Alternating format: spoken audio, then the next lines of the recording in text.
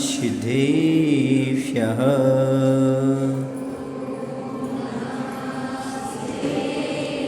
ॐ नमः सिद्धेभ्यः।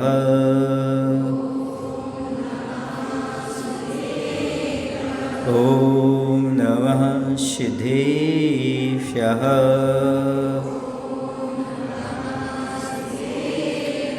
मङ्गलं भगवान् वीरो मङ्गलं गौतमो गणी मङ्गलं कुन्दकुन्दार्यो जैनधर्मोऽस्तु मङ्गलम्। बोलिए अहिंसा परमो धर्म की। देवादिदेव श्री महावीर भगवान की। आचार्य गुरुदेव श्री विद्यासागर जी महाराज की। आचार्य समय सागर जी महाराज की।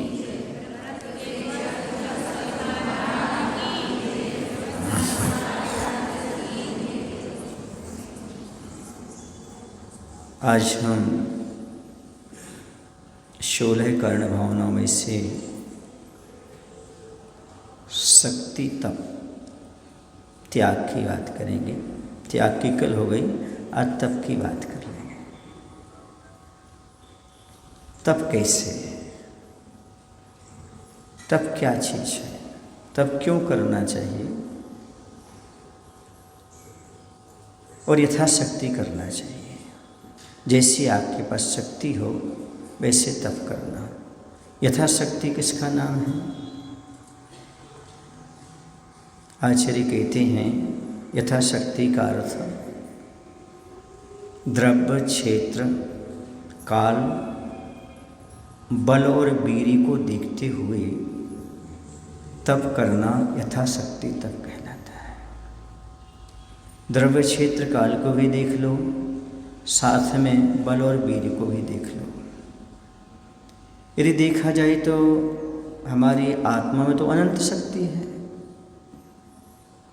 आत्मा की अपेक्षा देखा जाए तो हमारे पास अनंत शक्ति है, पर हमें कोई भी तपस्या करने में पीछे नहीं हटना चाहिए, क्योंकि आत्मा तो अनंत शक्तिवान है। फिर भी वर्तमान में सहनन ना होते हुए, शरीर का बल देखते हुए भी तपस्या करना चाहिए। आत्मा की अनंत शक्ति का ख्याल रखते हुए वर्तमान में मिली हुई पर्याय उस शरीर की भी क्षमता रखते हुए तपस्या करने का नाम है यथाशक्ति तप करना। जो इस प्रकार का तप करता है वह तीर्थंकर जैसी महान पद को प्राप्त करता है। शक्ति को छुपाना नहीं है और शक्ति से बाहर भी नहीं करना, लेकिन शक्ति के अनुसार करना अवश्य है। अब प्रश्न ये उठता है, मतलब तपस्या साधुओं को करना चाहिए कि साधकों को करना चाहिए? इसी के साथ एक प्रश्न उठता है, तीर्थंकर बनने की इच्छा आपको भी है कि अकेले महाराज को है? कर्म निजरा का भाव आपका भी है कि महाराज का अकेले कर्म निजरा का भाव है? आपको मुक्ति चाहिए कि महाराज अकेले को मुक्ति चाहिए? यदि आपको मुक्ति चाहिए है, आपको कर्म की नजरा चाहिए है, आपको कल्याण मार्ग चाहिए है, तो आप गृहस्थों को भी यथाशक्ति तपस्या अवश्य करना चाहिए।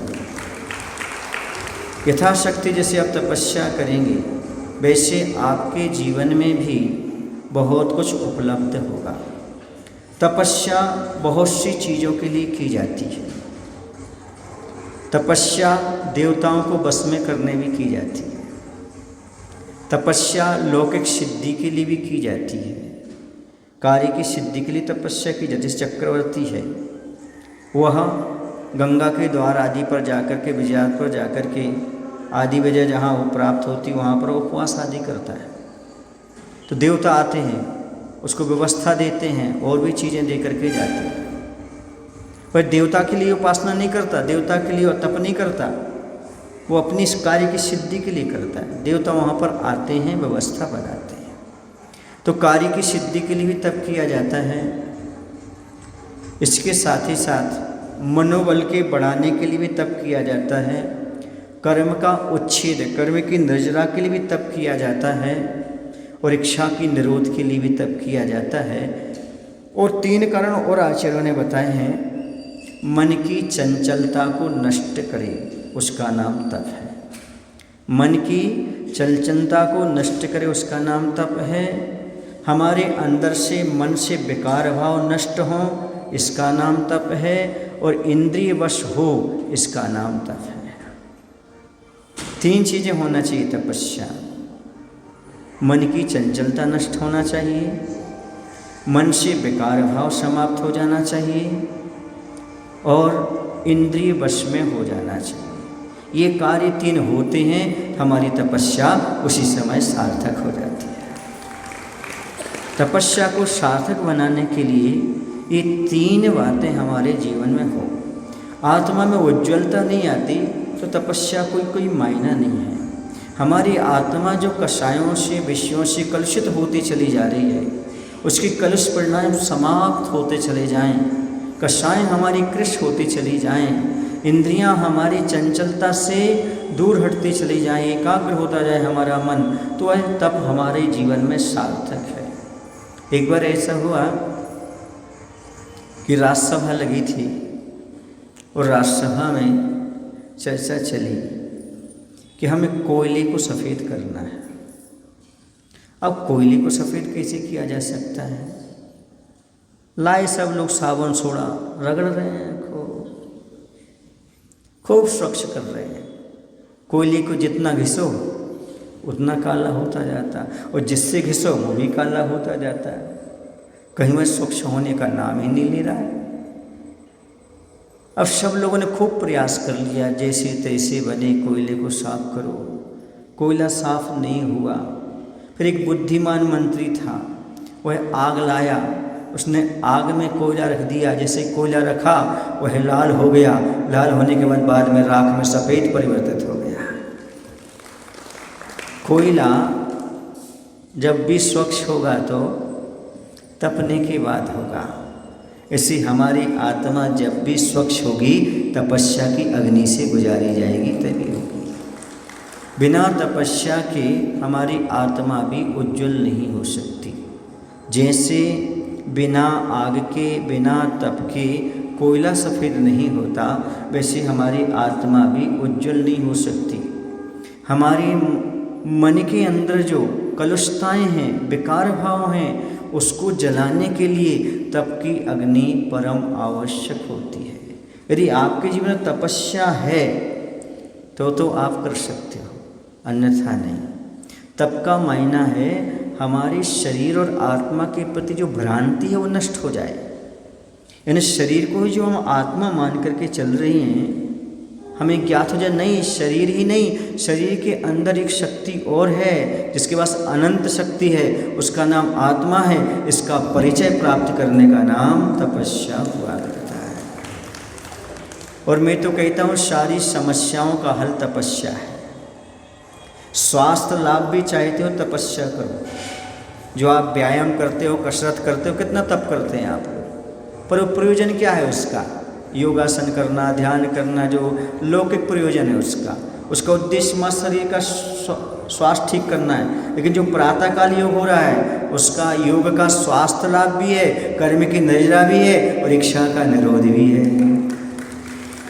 ये ध्यान कर्म नजरा के लिए है, वो योगासन अभ्यास मात्र शरीर को सुधारने के लिए। समझ रहे ना? कुछ उपवास किए जाते हैं, पानी अकेला लिया जाता है, डॉक्टर लोग बता देते ये चीज़ नहीं खाना, ये चीज़ खाना, आप उसको ले लेते हो, तो वो भी तप है। लेकिन वो तप किसके लिए है? स्वास्थ्य लाभ के लिए, वो कर्म निजरा के लिए नहीं है। समझ रहे हैं? लौकिक सिद्धि के लिए भी तप किया जाता है। जैसे स्वर्ण तत्व या स्वर्ण रसायन बनाने की सिद्धि करना, या बहुत सारी विद्याएं सिद्ध करना, बहुरूपणी विद्या सिद्ध करना, बहुत सारी विद्याएं आदि को सिद्ध करने के लिए भी तपस्या की जाती है। लेकिन यहाँ पर जो तपस्या का प्रकरण चल रहा है उसका अर्थ है कर्म क्षयार्थम तप्यतेति तपा। जो कर्म की नजरा के लिए किया जाए वह तप तीर्थंकर प्रकृति को देने वाला है। उद्देश्य कर्म की नजरा होना चाहिए। हम जो भी तपस्या करें, जो भी साधना करें, उसका उद्देश्य हमारा यही हो कि हे भगवान हमारे कर्मों की निर्जरा हो। और कर्मों की निर्जरा कब होगी? जब हमारी इंद्रियां वश में होंगी, मन वश में होगा और समता परिणाम हमारे जीवन में उत्पन्न होगा। जब तक समता परिणाम नहीं आता तपस्या करने से भी कोई फायदा नहीं है। तपस्या जब है जब हर एक परिस्थिति को सहन करने की तुम्हारे पास क्षमता आ जाए, निंदा और प्रशंसा में आपका एक सा भाव आ जाए, सुख दुख में एक सा भाव आ जाए, ये है तपस्या का परिणाम। ये तपस्या का परिणाम तभी आ सकता है जब आपके अंदर समता भाव आएगा। आचार्य जी ने आचार्य कुंद भगवान की गाथा का हिंदी अनुवाद करते हुए लिखा है, मासोपवास करना वनवास जाना, आतापनादि तपना तप को तपाना, सिद्धांत का मनन चिंतन रे, मौन धरना यह व्यर्थ है श्रवण, के बिना सामवाना। क्या कहा? चाहे तुम मास उपवास कर लो, महीनों महीनों उपवास कर लो, वनवास में जाकर के रह लो, जंगलों में जाकर के निवास कर लो, चाहे आतापन आदि तप कर लो। आतापन तप समझते हो? सूर्य की ओर मुख करके ध्यान करना, ये आतापन योग आदि होता है। तो ये योग कर लो। चाहे तन को कितना भी तपा लो, चाहे सिद्धांत का खूब मनन चिंतन करो, खूब ग्रंथ पढ़ो, खूब स्वाध्याय करो, क्योंकि स्वाध्याय को भी तप कहा है। लेकिन ये सार्थक तभी है जब साधु के पास साम्यवाना अर्थात समता हो। समता के बिना सब शून्य है, समता बिन सब धूल। यदि समता नहीं है आपके पास तो समझो सारी की सारी चीज़ें धूल हैं। और शावक के पास संतोष होना चाहिए। समता नहीं है तो संतोष तो हो। गोधन गजधन राजधन और सबसे धन धन खान, और जब आवे संतोष धन सब धन धूल समान। संतोष यदि आपको आ गया तो समझो आपके पास बहुत बड़ी तपस्या है। और साधुओं के पास यदि समता आ गई तो बहुत बड़ी तपस्या है। देखो, उपवास करके कर्मिक निजरा करना अलग है और सामने वाले की गाली सुन करके समता भाव रख के कर्मिक निजरा करना अलग है। भगवान की भक्ति से निजरा करना, स्वाध्याय करके निजरा करना, ये अलग है। लेकिन सामने वाले ने गाली दी, मन में खेद ना करते उसको सहन कर लेना, ये बहुत बड़ी निजरा का साधन होता है। सामने वाले को सहन करना बहुत कठिन है। जिंदगी भर साथ में रहना बहुत कठिन है। सामने वाले को सहना बहुत कठिन है। और जो ये तपस्या कर लेता है समता भाव से, तो समझो उसने बहुत अच्छी तपस्या कर ली अपने जीवन। ये तपस्या सबके लिए सुलभ नहीं होती। समता का भाव रखना, कोई भी परिस्थिति हो, कोई भी चीज़ निर्मित हो जाए उसमें समता भाव रखना। भोजन मिल जाए तो समता, नहीं मिले तो समता, ठंडा मिले तो समता, गर्म मिले तो समता, विहार करते हुए जैसा स्थान मिला वहाँ पर रुक गए उसमें समता। जैसे जो चीज़ मिल जाए ठीक है, जो है सो है। ऐसी शांति के साथ रहने का भाव जहाँ प्रकट हो जाए, समझो वो समता अपने आप में बहुत महत्वपूर्ण है। उसी का नाम यहाँ पर आचार्यों ने तपस्या कहा है। और तपस्या का नाम ही ये है जहाँ आपके अंदर सामर्थ्य उत्पन्न हो जाए, क्षमता उत्पन्न हो जाए, शक्ति उत्पन्न हो जाए, सब कुछ सहन करने की आपको योग्यता आ जाए। समझो यही तपस्या का फल है।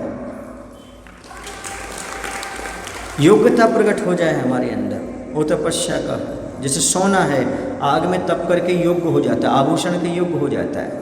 फसलें पकती हैं, पकने के बाद अनाज हो जाती, खाने की योग्य हो जाती है। ऐसी आपके अंदर ये योग्यता प्रकट हो जाए, समझो तपस्या अपने आप में महत्वपूर्ण है। तपस्या का अर्थ यही है, हमारे अंदर एक सामर्थ्य जाग जाए। समस्या को दूर करने के लिए तपस्या की जाती है। और कुछ लोग समझते हैं तपस्या से समस्या, अब तप करना पड़ेगा, उपवास करना पड़ेगा, अष्टमी सो कष्टमी, ये भाव जहाँ पर आएंगे वहाँ पर तपस्या नहीं होगी। तपस्या का अर्थ ये है जहाँ अपने अंदर उत्साह जागृत हो जाए, ये हमें करना है, ऐसा भाव अपने अंदर पैदा हो जाए। और इच्छाएं जब तक बनी रहती हैं तब तक आदमी के अंदर तपस्या की भावना नहीं आती। इच्छाओं का निरोध भी तपस्या है। इच्छा निरोधा तपा। इच्छाओं का निरोध करना भी आचार्यों ने तप कहा है। यदि आप धीरे धीरे अपनी इच्छाओं का निरोध करते हो तो समझो ये तपस्या कर रहे हो। धीरे धीरे ही सही, थोड़ी थोड़ी ही जीवन में तपस्या अवश्य करो, जिससे रात्रि भोजन का त्याग है। यदि आप पर्व के दिनों में 10 दिन चारों प्रकार के रात्रि भोजन का त्याग कर देंगे, मान लो आपने चारों प्रकार के आहार का त्याग रात्रि में कर दिया और 10 दिन कर दिया, तो ध्यान रखो बिना उपवास किए भी आपको 5 उपवास का फल अपने आप प्राप्त हो जाएगा। 10 दिन लेकिन रात में पानी भी नहीं पीना, कितनी भी प्यास लगे उसको सहन करना, तब जा कर के आपके लिए 5 उपवास का फल प्राप्त हो जाएगा। देखो ना, दिन भर खाते खाते हुए भी मत रात में नहीं खाया तो 5 उपवास का, 10 दिन की रात्रि भोजन का त्याग करने से 10 दिन के उपवास, 5 दिन के उपवास का फल मिल रहा है। ऐसा अवसर नहीं चूकना चाहिए। कम से कम पर्व के दिनों में तो पानी का भी रात्रि में त्याग कर देना चाहिए, तभी आपका जीवन सार्थक हो सकता है। अब बात प्यास की आ गई, देख हमें मुनिराज का उदाहरण याद आ गया। चंपापुर नगरी की बात है, वहाँ पर एक मुनिराज थे, उनका नाम था श्री धर्मघोष मुनिराज। वह मुनिराज 1 माह का उपवास करने के उपरांत पारणा के लिए गए थे। वह वहाँ से पारणा करके वह लौट रहे थे। आपको पता है उपवास करना कभी कभी सरल होता है, पारणा करना बहुत कठिन होता है। पारणा में बड़ी मुश्किल से अंदर भोजन जाता है ना। कितने में पानी पी लो लेकिन प्यास समाप्त नहीं होती। उनकी भी यही स्थिति थी। मास भर का उपवास करने के उपरांत भी वह जब चल कर के आ रहे थे तो रास्ते से आए तो जंगल में वहाँ रास्ता थोड़े भटक गए। जब रास्ता भटके तो जहाँ से चलना पड़ रहा तो वहाँ पर हरी हरी घास थी। महाराज ने सोचा इस घास पर ना चला जाए, क्योंकि एक इंद्र जीव है और मुनिराज महाव्रती होते हैं। वहीं गंगा नदी के किनारे ही एक वृक्ष था, उस वृक्ष के नीचे बैठ गए। उनको बहुत जोर की प्यास सताई, लेकिन क्षमता से वहाँ बैठे रहे, क्षमता धारण की।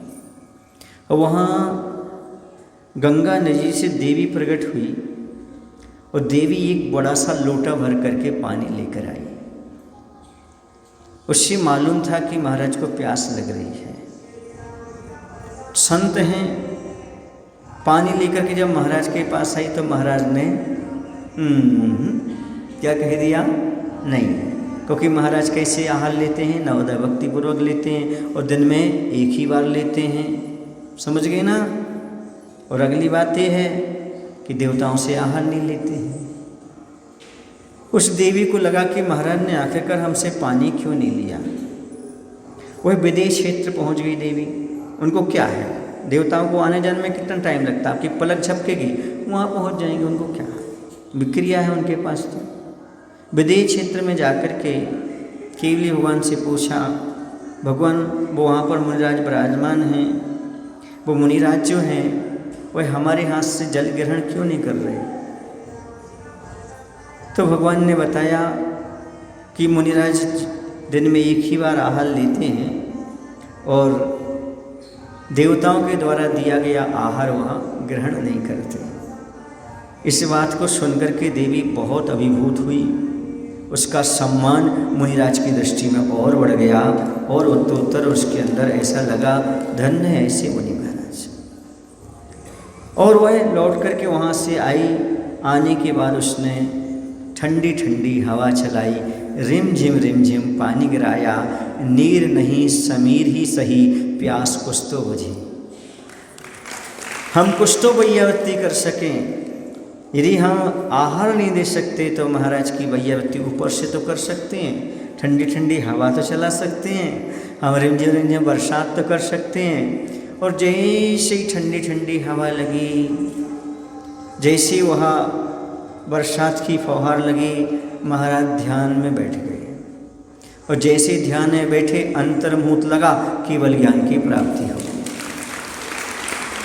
यहाँ शरीर पहले आकुल व्याकुल हो रहा था, और उसको उपसर्ग परिचय को सहन किया, परिचय को सहन किया, पिपासा परिचय को सहन किया और उसी समय अंतर्मुहूर्त में केवल ज्ञान को उपलब्ध कर लिया।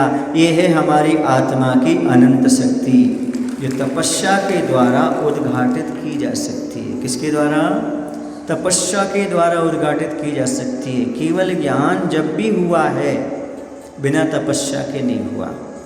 किसी को दिगंबर जैन संप्रदाय में धर्म में खाते पीते चलते फिरते केवल ज्ञान की प्राप्ति नहीं हुई। मैं किसको बोल रहा हूँ? दिगंबर जैन में। कभी भी किसी भी ग्रंथ में पढ़ लेना, किसी को चलते फिरते लड्डू चूरते चक्की चलाते झाड़ू बहारी करते किसी को ज्ञान की प्राप्ति नहीं हुई। यदि ज्ञान की प्राप्ति हुई तो उपसर्ग पूर्वक ध्यान मुद्रा में बैठने से ही केवल ज्ञान की प्राप्ति हुई। यानी बिना तपस्या के कभी भी अनंत ज्ञान की प्राप्ति नहीं हो सकती। यदि आप चाहे तो अपने जीवन में कोई विशेष ज्ञान हो तो ज्ञान को प्राप्त करने के लिए आप अपने जीवन में क्या करें? तपस्या अवश्य स्वीकार करें। तप के माध्यम से ऐसा काम होता है। आप लोगों के पास ज़्यादा तपस्या नहीं है तो कुछ ना कुछ थोड़ी थोड़ी 1 2 3 3 4 4 5 5 जो बहुत बड़ी बड़ी इच्छाएँ हैं उनका तो कंट्रोल कर सकते हो ना? नहीं कर सकते। ग्रस्त कंट्रोल कौन सी इच्छा नहीं होती आपकी बताओ? उन इच्छाओं को मिलता नहीं है इसलिए इच्छाएँ आपकी कंट्रोल हो जाती है और मिल जाए तो फिर क्या है? तो आप उसको स्वीकार कर लो। लेकिन मन से प्राप्त होते हुए भी वो चीज़ का निरोध करना अपने आप में महत्वपूर्ण है। अब संसारी प्राणी की ग्रस्त की दशा कैसी होती है इससे भी आप विथ एग्जाम्पल समझ सकते हैं। एक संत थे और वह संत ग्रस्त संत थे। वह भ्रमण करते रहते थे और ग्रस्त के घर जाकर के किसी भी ग्रस्त के यहाँ भोजन भिक्षा आदि ग्रहण कर लिया करते थे। वह राजा के महल में गए और राजा से उन्होंने भिक्षा ली। भिक्षा ग्रहण करने के बाद वो चलने लगे तो उस राजा ने कहा, राजन हमें कोई उपदेश दीजिए ना। जैसे आप लोग कभी कभी चौके में बोलते हो महाराज आहार चर्या के उपरांत महाराज कुछ संबोधन दे दो, कुछ उपदेश दे दो। राजा ने भी कहा, उन्होंने कहा एक काम करो हमारे साथ थोड़ी दूर तक चलो, कहीं अपन रास्ते में आपके लिए चर्चा करेंगे और धर्म का मार्ग बताएंगे। जब आगे चलते गए तो एक पेड़ के नीचे बैठ गए। पेड़ के नीचे बैठे वहीं कहीं एक पोटली थी, उसमें चने रखे थे। चने एक बंदर आया, कड़री क्या बोलते हैं आप? बंदर आया और उसने आकर के उस पोटली को उठा लिया। उठा कर के वह वृक्ष पर चढ़ गया। वृक्ष पर वह ऊपर गया। ऊपर जाने के उपरांत उसने उस पोटली में से चने निकाले। पोटली भरी हुई है, थोड़े से चने निकाले उसने और खाते समय एक चना नीचे गिर गया। अब वो ऊपर से नीचे उतरा। नीचे उतरने के बाद उसने क्या किया, उस एक चने को दाने को उठाने का प्रयास किया। बहुत प्रयास किया, मिट्टी के अंदर वहाँ धूल के अंदर वहाँ छिप गया, नहीं दिखा। उसने पोटली फेंकी एक तरफ, उस चने को ढूंढने में लग गया। समझ गए? ये बात तो इतनी हो गई। अब उस संत राजा से कहते हैं बस संसारी प्राणी की यही दशा है, जितना प्राप्त है उसे नहीं भोग रहा है और पाने की इच्छा रख रहा है, इसलिए दुखी है। एक चने के पीछे भाग रहा है, इतना सारा रखा हुआ है, उसको भोगने की बात नहीं कर रहा है। अभी वास्तव में आपके पास इतना सब कुछ है कि आप जीवन भर बैठ के खा सकते हैं। बोलो ना कुमार बाबू, खा सकते हैं। लेकिन वो एक चना दिख रहा है, एक इच्छा दिख रही है, ये और आ जाता है, ये और मिल जाता है। जो और की इच्छा है यही आपको तपस्या से रोक रही है और इसी इच्छा का निरोध कर दो, आपके जीवन में तपस्या घटित हो रही है। जो हमारी और पाने की लालसा है, और पाने की इच्छा है, उस इच्छा पर कम से कम कंट्रोल होना चाहिए। बार बार जीव इच्छा करता रहता है, उस चीज़ को पाने की इच्छा करता है, ये नहीं सोचता इससे हमारा लाभ क्या है। जो प्राप्त है वो पर्याप्त है, ये मानने के लिए वो तैयारी नहीं है, उसे ग्रहण ही नहीं करना चाहता। वो चाहता है कि जो हमारे पास नहीं है वो हमारे लिए प्राप्त होता चला जाए। ऐसा कभी होता नहीं। समझ रहे हैं? यदि कर्म की नजरा चाहते हो तो अपनी इच्छाओं पर कंट्रोल रखो। कम से कम ऐसी इच्छाएं तो मत करो जिससे दूसरे को नुकसान पहुँचे और अपने को भी नुकसान पहुँचे। ऐसी इच्छा करो जिससे सामने वाले का भी भला हो और हमारा भी भला हो। और ऐसी इच्छा भी मत करो कि जिसकी कभी पूर्ति ना हो। और ऐसी एक साथ दो इच्छा मत करो कि एक साथ दोनों की पूर्ति ना हो सके। समझ में आ रहा ना? जैसे आपके यहाँ दो पिक्चर थिएटर हैं, दोनों में मूवी अच्छी लगी है और आज ही दोनों चेंज होना है ना? और अंतिम शो चल रहा है। अब आपकी दोनों की इच्छा हो रही है ये भी देखने जाएं, ये भी देखने जाएं। अब क्या होगा? एक पूरी हो सकती, दूसरी तो पूरी हो नहीं सकती। तो ऐसी भी इच्छा मत करो एक साथ दो कि ये भी हो जाए, ये भी हो जाए। मैंने समझे मोक्ष मार्ग ही मिल जाए और संसार भी न छूटे, तो ऐसा आज तक नहीं हुआ।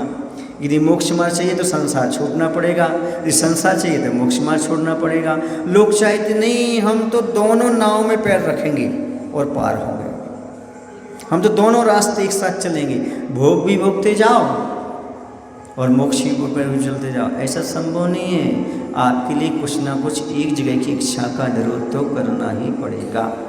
और सही समीचीन इच्छा का निरोध वो है जो आप संसार की इच्छाओं का निरोध करते हो, वही तपस्या की कोटि में आया करता है। तो जैसे बने वैसे धीरे धीरे इच्छाओं का निरोध करो।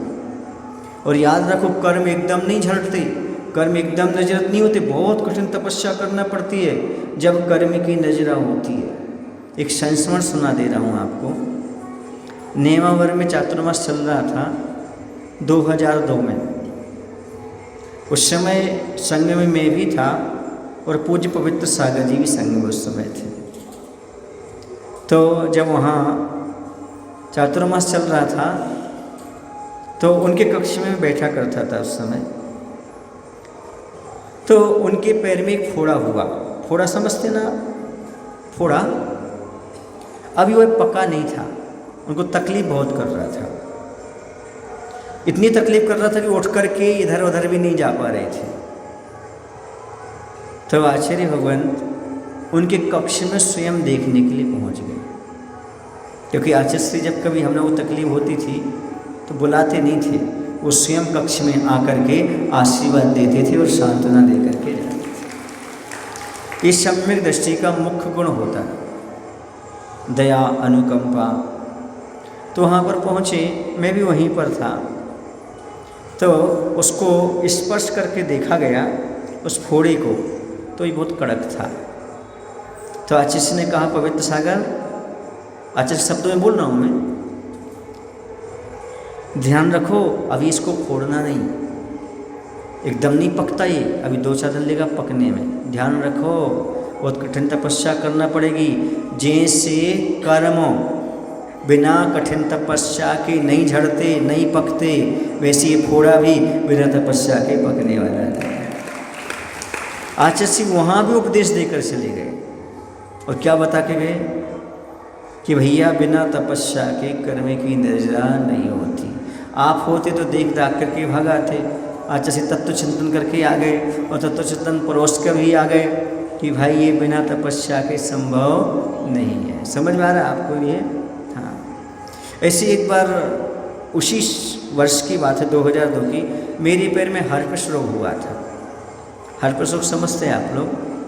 अग्नि माता के नाम से जानते हैं आप लोग, जो एक हड्डी में फोड़े फोड़े हो जाते हैं और हड्डी में बहुत तकलीफ होता है, बहुत दर्द होता है ना? तो ऐसा हुआ है, हर्पस रोग हुआ। हाँ, हड्डी को होता है, ऊपर चमड़ी पर उसके दिखने लगते हैं स्पॉट, लेकिन हड्डी को पकड़ता है, कमज़ोर कर देता है वो हड्डी के लिए। तो उस समय हमारी ऐसी स्थिति थी, आहारचर्या को उठना भी मुश्किल था। कैसा था? एक दिन बहुत तकलीफ हुई, बहुत तकलीफ हुई। जब तकलीफ उस समय हुई, उस समय 6, 7, 8 तारीख के बीच में कोई एक तारीख थी, ठीक है ना? उस समय तकलीफ बहुत हुई। जब तकलीफ हुई तो प्रवचन सागर जी और पूज्य सागर जी महाराज कक्ष में ही बैठे थे। क्योंकि आचार्य कहते थे इनको कहीं आना जाना हो तो 1-2 महाराज बैठे रहा करो, ताकि इनको कहीं आने जाने के लिए व्यवस्था बनी रहे। दोनों महाराज बैठे थे, प्रतिक्रमण का हो चुका था, पैर में इतनी अधिक तकलीफ हो गई, पैर एक नीचे रखना पड़ता था, पाटे पर बैठ करके पाटा नीचे रखा रहता था, उस पर पैर रख करके बैठते थे। इतनी तकलीफ बढ़ गई उस समय कि आंखों से आंसू झरझर शुरू हो गए। अब आचार्य जी और आंख बंद करके हम आंसू झर रहे हैं, और अब जब चिल्लाने के भाव आते, तकलीफ बढ़ती है, तो आप लोग जैसे थोड़ी बोलते हैं, ए मम्मी, ए पापा, ए भगवान, तो उस समय क्या बोलना, तो बोल रहा था आँख बंद करके, आत्मा अलग है, शरीर अलग है, आत्मा अलग है, शरीर अलग है, कष्ट दर्द आत्मा को नहीं शरीर को होता है, ये बोले जा रहा था। महाराज उठे, उठ करके आचार्य के पास गए और आचार्य से बोला, आचार्य जी कुंतु सागर जी को बहुत तकलीफ हो रही है, उनकी आंखों से आंसू निकल रहे हैं। आचार्य तत्काल उठ करके आए, वो जहाँ वो पाटा नीचे था ना, उस पाटे पर बैठ गए। कुछ बोला नहीं, हमारी आंखें बंद हैं, हम बोलते चले जा रहे हैं, हमने किसी को देखा नहीं। आचार्य सबको साइलेंट कर दिया, कोई बोलना नहीं। और नीचे आचार्य जहाँ पाटा था ना, पैर था, वहाँ बैठ गए और धीरे से हमारे पैर को दबा दिया। हमने कहा कौन है, हमने को क्या पता कि गुरु महाराज आकर के बैठ गए। तो आचार्य बोलते हैं मैं थोड़ा देख रहा हूँ। अरे हमने कहा आचार्य आप ऊपर तो बैठ जाइए, यहाँ तो आ जाइए। हाँ हाँ हाँ बोलो कुंतु क्या बोल रहा था। मैंने कहा आत्मा अलग है, शरीर अलग है, दर्द शरीर को होता है, आत्मा को नहीं होता है। तो आचार्य बोलते फिर आंसू किसके आ रहे हैं। तो मैंने कहा ये पुद्गल के उपकार हैं। किसके उपकार हैं, पुद्गल के उपकार हैं। तो आचार्य कहते बहुत अच्छा, ऐसी तत्व ज्ञान रखना कर्म की निजरा इसी से होती है। उस समय भले तकलीफ हो रही है, लेकिन अंदर क्या चल रहा है, ये आत्मा को कष्ट नहीं है, कष्ट किसको है, शरीर को है। फिर आचार्य कहते हैं बताओ कुंथु, साधु के लिए मूलाचार में कौन सी औषधि बताई है। हमने कहा समता। बोले बहुत अच्छा, जिसके जीवन में समता है वही साधु है। समता धारण करो, यही औषधि है, कोई उपचार नहीं। रोग आता है, कष्ट आता है, उस समय समता परिणाम रखना, ये सबसे बड़ी औषधि है। इसी का नाम सबसे बड़ी तपस्या है। समझ में आया। ये संस्मरण हमें क्या शिक्षा देता है कि हमें हमेशा समता परिणाम रख करके मोक्ष मार्ग पर निरंतर बढ़ते रहना चाहिए। आचार्य भगवान के वो सूत्र हैं, जब कभी कष्ट आता है तो याद कर लेते हैं कुंथु मूलाचार्य में औषधि क्या है, समता। बस समता धारण कर लो, सारे काम अपने आप हो जाते हैं। इस समता परिणाम अपने आप में बहुत महत्वपूर्ण है। कष्ट के समय कोई उपचार नहीं है, वहाँ क्या धारण करना है, और समता जैसी धारण की आपने तो जो असाता है ना, वो साता में बदलने लगता है। और जैसे ही आपने रोना धोना शुरू किया ना, तो वैसे ही और असाता तो था ही, और असाता आ जाती। और आपके साथ ऐसे ही होता है, पर असहनीय हो जाता है। नहीं, जब कष्ट आए शारीरिक मानसिक किसी प्रकार का, उस समय समता परिणाम रखना चाहिए। और जैसे समता रखोगे, अशुभ कर्म परीक्षा लेकर के झड़ जाएगा, उदय में आकर के फिर अच्छे परिणाम रहेंगे। जैसे मुनिराज ने समता परिणाम रखा, देवी ने क्या कर दिया, मंद मंद हवा चला दी और बरसात कर दी। फिर महाराज को सुकून मिला, उन्होंने परिचय को जीता और केवल ज्ञान को प्राप्त कर लिया। ये परिणाम अपने आप में महत्वपूर्ण। सब कुछ करते हुए भी समता भाव का होना, आकुल व्याकुल परिणाम नहीं होना चाहिए। क्योंकि समता रखने से, तपस्या करने से हमारी अंदर की शक्ति उद्घाटित होती है, शक्ति बढ़ती है, नियम है। अभ्यास करने से शरीर और मन उस रूप ढल जाता है जैसा हम अभ्यास करते करते चले जाते हैं। इसलिए अभ्यास कभी छोड़ना नहीं चाहिए। व्रत का, उपवास का, संयम का, इसके माध्यम से हमारे अंदर पॉजिटिविटी आती है, सकारात्मकता आती है, और विपत्ति से लड़ने पर और हमें साहस आता है। ये विपत्तियाँ जो है ना, हमारा मनोबल कम नहीं करती, और बढ़ाती है। क्योंकि दुख के दिन आदमी को परेशान करते हैं जरूर, पर समझदार बना देते हैं। जैसे परेशानियां नहीं आती वो समझदार नहीं बनता, जिस पर कष्ट आते हैं वह समझदार बन जाता है, होशियार बन जाता है, उसकी बुद्धि और विकसित होती चली जाती है। इसलिए आपत्तियाँ विपत्तियाँ तो विश्वविद्यालय हैं जो हमारे लिए बहुत सारी शिक्षाएं दे करके अपने आप चली जाती हैं। इसलिए तपस्या से घबराने की जरूरत नहीं है। तपस्या को जितना करो उतना अच्छी तरह से मन वचन काया से तपस्या का पालन आप लोगों को भी करना चाहिए। समझ गए? मैं अपने जीवन की बात बताऊं, जब कभी कभी ऐसा होता है कि तपस्या करने के भाव ना हो तो भी तपस्या हो जाती है। कैसे हो जाती है? जैसे कभी आप कहीं से आ रहे जा रहे हो, सुनना अच्छी तरह से, और भूख प्यास खूब लगी हो आपको, सब कुछ हो, लेकिन कुछ ऐसी घटना घट जाए कि आपको घर ना आकर वहाँ जाना पड़े और वहाँ भोजन की व्यवस्था ना हो, पर कैसे सहन हो जाता है? कहीं बीच में ट्रेन खराब हो जाए, बोलो ना, फिर क्या होता है? उपवास हो जाता है।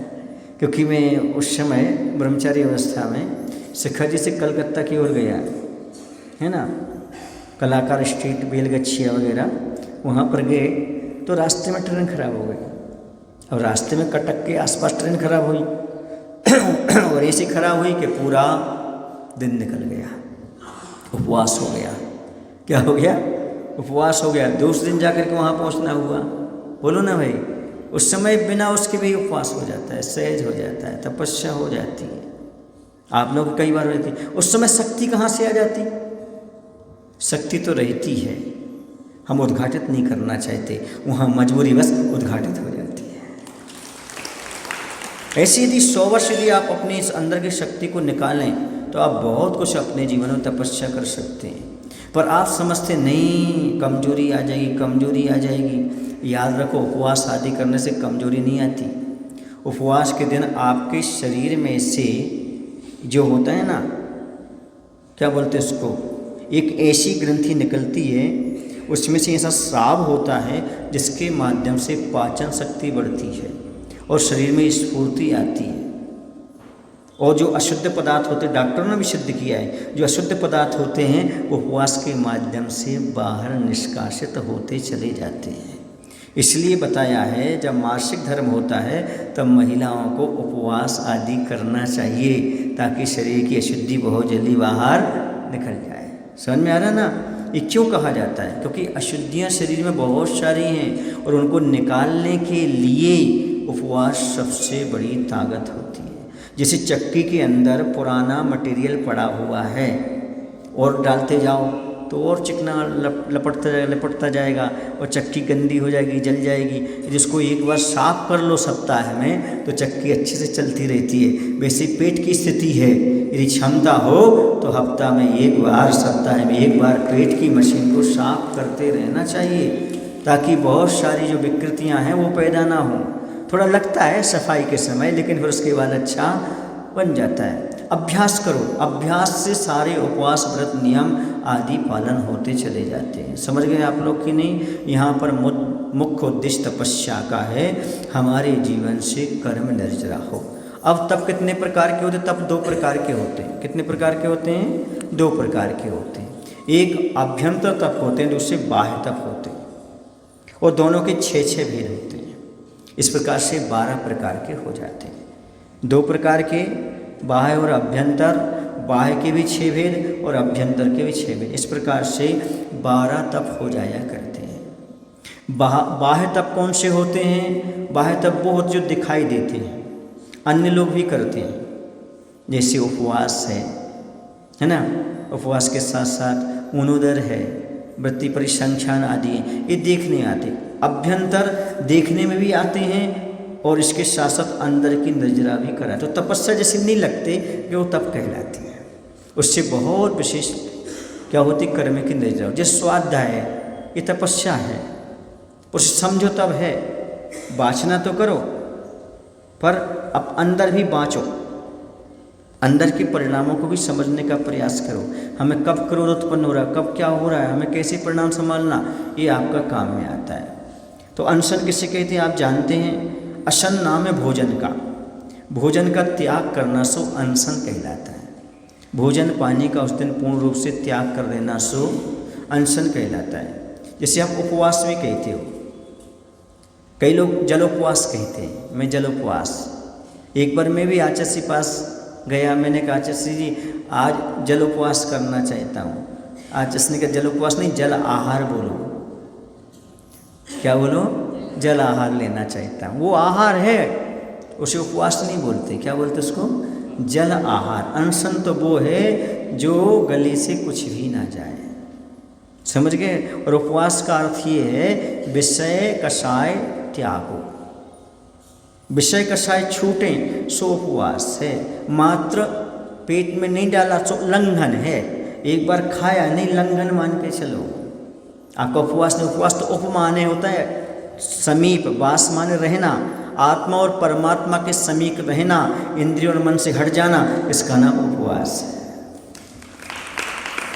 पर घर गृहस्थी के पूरे काम चलते रहते हैं और उपवास चलता रहता है।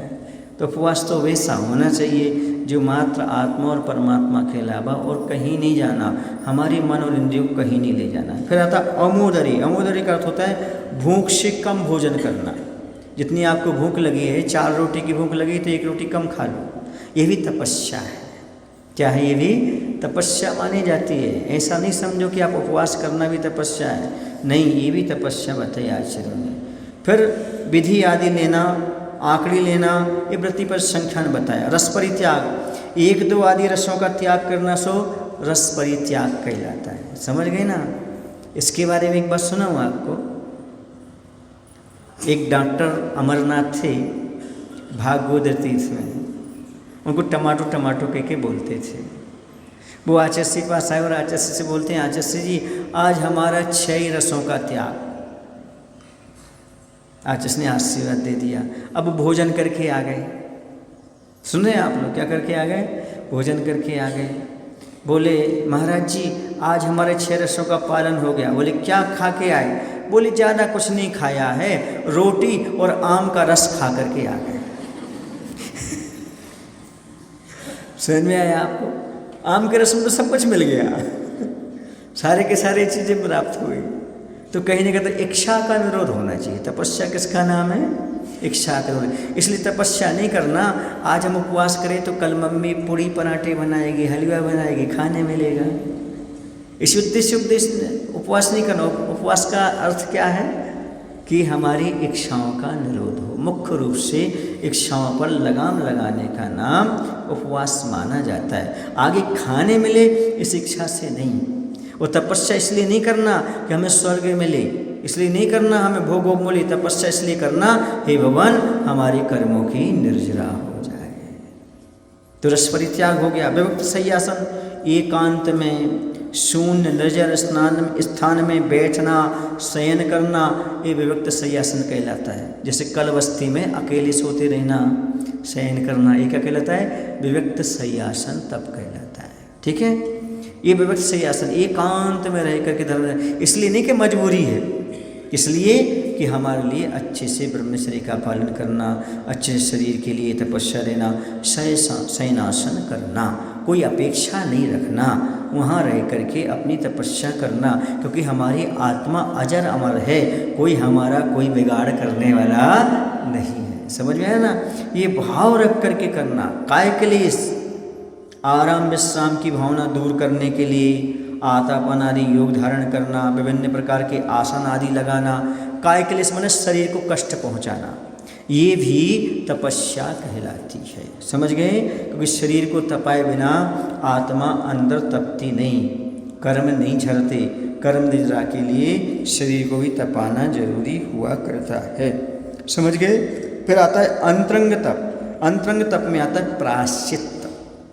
प्रमाद के द्वारा जो दोष उत्पन्न होते हैं उनका शोधन करना सो प्रायश्चित कहलाता है। मन की शुद्धि भी प्रायश्चित कहलाता है। विनय, गुणों के प्रति और गुणवान पूज्य पुरुषों के प्रति आदर का भाव रखना सो विनय। समझ रहे हैं? जो आप नमोस्तु करते हैं, जो आप खड़े होते हैं, ये सारी क्रियाएं क्या है? तपस्या है। कुछ लोग आलस्य के कारण खड़े नहीं हो पाते, कुर्सी डाल करके बैठ जाते हैं, खड़े नहीं हो पाते, तो तपस्या है। ये क्या चीज़ है? खड़े होना भी, नमस्कार करना भी, बड़ों की विनय करना भी आचार्य ने तपस्या कहा। इससे भी कर्म की निजरा होती है। क्या होती है? एक कर्मिक नजरा का साधन है। विनय को तप में गर्भित किया। वैयावृत्ति, वैयावृत्ति भी तप है। शरीर व अन्य उपयोगी वस्तुओं से सेवा शुश्रूषा करना वैयावृत्ति कहलाती है। वैयावृत्ति का आगे प्रकरण आएगा, उसमें अच्छे से समझा देंगे। तो वैयावृत्ति को भी आचार्यों ने किस में रखा है? तप में रहा है। फिर आता स्वाध्याय। स्वाध्याय भी तप है, क्योंकि स्वाध्याय के माध्यम से हमें अपने अंदर के परिणामों का मालूम पड़ता है। हमारे परिणाम भी कैसे चल रहे हैं, किस रूप में चल रहे हैं, उन परिणामों के लिए सुधारा जाता है। उन परिणामों को सुधारोगे तो तपस्या कहलाएगी। अकेले पढ़ करके स्वयं पढ़ लेना, दूसरे को सुना लेना, इसलिए पढ़ रहे हैं कि सामने वाले को प्रभाव पड़ेगा और हमारे लिए विदाई में पैसे मिलेंगे, तो ये स्वाध्याय का उद्देश्य नहीं है। स्वाध्याय का उद्देश्य क्या है? स्वाध्याय का उद्देश्य ये है कि हमारे परिणाम अच्छे होना चाहिए, निर्मल परिणाम होना चाहिए। जैसे अखबार को देखते हैं, पलटते हैं आप, तो अखबार पलटने का क्या मायना है? बाजार के भाव देखना। वैसे यदि आप स्वाध्याय करने का अर्थ है अपने अंदर के भावों को देखना, हमारे परिणाम कैसे हो रहे हैं। कहीं हम मिथ्यात्व में तो नहीं जा रहे हैं, कभी हम राग द्वेष तो नहीं कर रहे हैं, हमारी कषाय प्रवृत्ति तो नहीं हो रही है। ऐसा वहाँ पर पढ़ने का मायना ये है, तभी तो स्वाध्याय तब बना। आलस्य का त्याग करना, आलसी नहीं बनना, ज्ञान की भावना हो। आलस्य त्यागो ज्ञान भावना स्वाध्याया। आचार्य पूज्यपाद स्वामी कहते हैं आलस्य का त्याग होना चाहिए, तभी आपका स्वाध्याय। जैसे मुनि महाराज हैं, शांत बैठे हुए हैं, कोई प्रमाद में नहीं है और मनन चिंतन अंदर चल रहा है, ये भी उनका स्वाध्याय है। जरूरी नहीं है कि महाराज जो है ना शास्त्र लेकर के ही बैठे, कहीं भी मनन चिंतन कर सकते हैं, स्वाध्याय कर सकते हैं। कुछ लोगों ने हमसे पूछा था, आचार्य जब विहार करते हैं महाराज जी तो शास्त्र स्वाध्याय क्यों नहीं चलता? कुछ महाराज तो ऐसे कि रास्ते में कहीं पहुंचते हैं तो वहाँ विस्तार करके और शास्त्र स्वाध्याय करते हैं। तो हमने कहा भैया शास्त्र लेकर के कहीं भी बैठना शास्त्र स्वाध्याय नहीं है। आंख बंद करके 5 मिनट कोई भी गाथा का मनन चिंतन करना, ये भी स्वाध्याय कहलाता है। और ये किसी स्तोत्र का पाठ करना, कोई गाथाओं को पढ़ना, आमना स्वाध्याय कहलाता है। और उपदेश देना, धर्मोपदेश नाम का स्वाध्याय कहता है। कोई प्रश्न पूछा जवाब देना, प्रच्छना हो जाता है। सुने आप लोग ही नहीं, मात्र और वाचना तो वाचना आप जानते ही हैं। तो ऐसा नहीं कि स्वाध्याय के लिए उसी का नाम है, नहीं। स्वाध्याय का अर्थ ये है तपस्या कही गई, एक स्थान पर बैठ करके कोई गाथा लेकर के मनन चिंतन करो, ये भी स्वाध्याय। आचार्य तो कभी कभी एक एक गाथाओं को 108 बार पढ़ते रहते थे। क्या पढ़ते रहते थे? मैंने अपने कानों से सुना है। आचार्य जी जंगल में बैठे हैं, कभी संस्मरण बताएंगे आपके लिए, बता दें। भोजपुर का है। कहाँ का है? भोजपुर का संस्मरण है। तो भोजपुर का संस्मरण ऐसा है कि उस समय शीतकालीन वासना चल रही थी। भोजपुर सुना आपने नाम? हाँ, इसके तुम्हारे भोपाल के पास भोजपुर है ना, मध्य प्रदेश में। हाँ, वही मंडी द्वीप के पास मान लो या भोपाल मान लो, वो तो एक ही है। भोपाल के पास ही माना जाता है वो। हाँ, तो वहाँ पर वासना चल रही थी। बहुत सर्दी का समय था, अष्टमी का दिन था। आचार्य जी के साथ ही हम पीछे पीछे शौच क्रिया के लिए साथ में वहाँ तक जाते थे। तो उस दिन आचार्य जी कीर्तन कर रहे थे, लेट हो गए थोड़े से, तो हम निकल गए तो और दूर जाकर के शिलाओं की ओर आगे जंगल में पहुंच गए। आचार्य यहाँ पर कीर्तन करके यहाँ से लौट करके पहुँचे और वहाँ एक शिला थी। एक साइड से जाना था, बाकी तीनों तरफ से झाड़ियाँ थीं, बीच में एक शिला थी। थोड़ी सी धूप पड़ रही थी, तो आचार्य उस शिला पर जाकर के बैठ गए होंगे। हमें नहीं पता, हम वहाँ से आ रहे थे, ये लौट के आ रहे थे। हमने कहा आचार्य तो कीर्तन कर रहे थे, यहाँ आचार्य जैसी आवाज़ आ रही है। आवाज़ आ रही थी, सर्वम निराकृत विकल्प जानम संसारिकांतार निपात हेतुम विविक्तमात्मान ममीक्षमानो निलीयसे तुम परमात्म तत्ते। इस कारिका की बार बार आवाज़ आ रही। मैं नज़दीक पहुँचा, ये तो आचार्य की आवाज़ है। फिर मैं घूम करके गया जहाँ से स्थान था, तो आचर्य आँख बंद करके वहाँ पर बैठे हुए थे अकेले एकांत में, और इस कारिका को बार बार दोहरा रहे थे। तो शिला जो थी ना थोड़ी सी स्लिप वाली थी, ऐसी स्लोप था उसमें, तो नीचे जाके हम भी बैठ गए, नीचे बैठ गए। आचर्य तो अपने उसी को पढ़ने लगे, बार बार पढ़ रहे। अब जब ऐसे बैठा हाथ जोड़ करके, तो सर्दी का समय था मुझे खांसी आ गई, तो आचर्य थोड़ा सा देखा कौन बैठा है, फिर उन्होंने कारिका पढ़ना बंद कर दी। अच्छा कुंथु तुम आ गए? उनका जी आचर्य जी। उन्होंने कहा आचर्य आप तो यहाँ बैठ कर के कारिका पढ़ रहे थे सामायिक पाठ की और अमित गति आचार्य महाराज लिखित। हाँ आचर्य बोलते देखो तो ये गाथाएँ ऐसी जंगलों में गुफाओं में बैठ कर के मुनिराजों ने आचार्यों ने लिखी होंगी, अपन लिख नहीं सकते तो कम से कम यहाँ बैठ कर के पढ़ तो सकते हैं। मैंने कहा आचर्य मेरा तो डबल सौभाग्य है, एक तो ऐसे महान आचार्यों ने लिखी गाथाएँ वो, और ऐसे महान आचार्य के मुख से सुनने का हमारे लिए अवसर प्राप्त हो रहा है। तो आपको पता है आचर्य पर प्रशंसा नहीं सुनते, फिर दूसरा विषय पलट दिया। क्यों, कैसा लग रहा है? हमने कहा अच्छा लग रहा है। सर्दी का समय, हाँ टॉनिक है, सर्दी ले रहे हो? उस समय चटाई का त्याग था। क्या था उस समय हमारा? चटाई नहीं लेते थे उस समय, वो अस्वस्थता के कारण फिर उसको स्वीकार करना पड़ी। तो अच्छा चल रहा है। हाँ सर्दी को स्टोर करो, यदि सर्दियों में अपनी स्टोर कर लोगे सर्दी तो गर्मियों में काम में आएंगी, क्योंकि जो सर्दी सहन कर लेता है वो गर्मी को भी सहन कर लेता है। आचर्य इस प्रकार का उपदेश दिया। फिर आचर्य बोलते देखो, मैंने कहा आचर्य जी आप जो है ना एक ही गाथा को बार बार पढ़ रहे हैं।